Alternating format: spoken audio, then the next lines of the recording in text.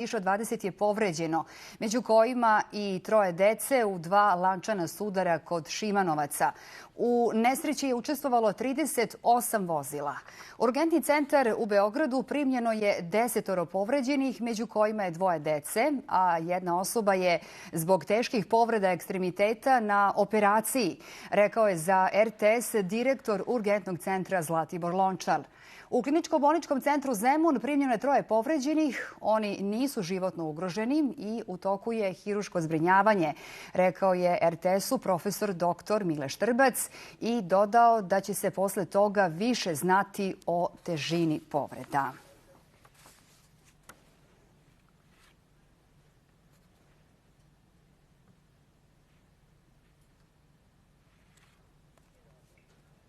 A na mestu nesreće je Tihana Bajić. Tihana, da li su svi povređeni zbrinuti? Aneta, mi se nalazimo u blizini naplatne rampe Šimanovci, upravo na mestu gde su se dogodila 2 lančana sudara. Kao što si već rekla, 38 automobila, odnosno vozila, je učestvovalo u ovom sudaru i, nažalost, 2 osobe su izgubile život. Ja predlažem da sada čujemo izjave očevidaca ove nezgode. Nesreća je došla kad su ovi drugi kola su kočili, mi smo kočili svi kao da ne udarimo. Došli smo tu, posle je došla prva kola i udarila tu i došla na mene ova prva, posle došla ova druga. I posle su došli jedna i udarili su na ove druge. Ko je povređen od tvojih? Brat mi, raka je skršena, tuka skršena, celio je така.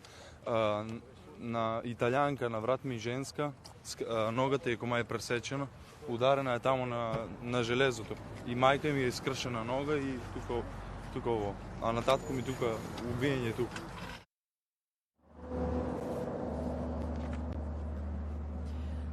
Kao što možete da vidite iza mene, ovde na putu je i dalje veliki broj vozila koji su učestvovali u ovom lančanom sudaru, a tu su i brojne vatrogasne ekipe i ekipe hitne pomoći.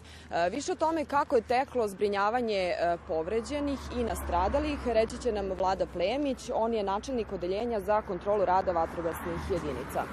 Gospodine Plemiću, kažite nam kakva je trenutno situacija i koliko je bilo teško doći do povređenih i nastradalih? Pa mi smo dobili negde doje oko 8:07 i krenuli smo iz svih jedinica, iz Sremske Mitrovice, Rume, Stare Pazove i Inđije, iz svih pravaca, pošto nismo mogli da se probijemo do mesta nesreće, pošto su sva 2-3 trake bile zakrčene zbog saobraćaja.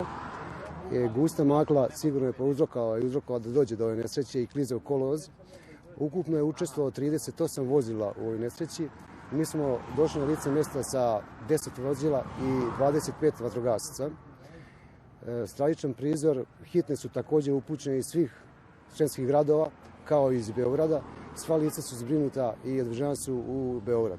Nezvaničnim podacima baratamo da je negde oko 20 lica povređeno, 2 lica su smrtno stradala. Da li znate od povređenih koje su uglavnom povrede u pitanju? Još se utvrđuje koje su povrede u pitanju i ne mogu vam to reći čak i gde su lica prevežena u Beogradu. U više bolnice su lica prevežena. Hvala.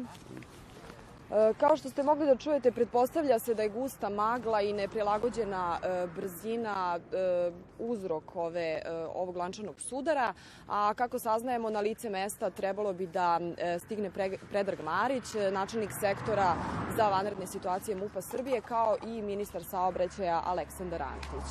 Toliko za sada. Studio. Hvala. Čuli smo Tihanu Bajić. Više informacija o ovoj nesreći i povređenima u našem dnevniku. A ova teška nesreća je još jedno upozorenje vozačima na dodatni oprez i to posebno po magli i jutarnjem mrazu. Apeluje se na vozače da zbog magle na većem delu putne mreže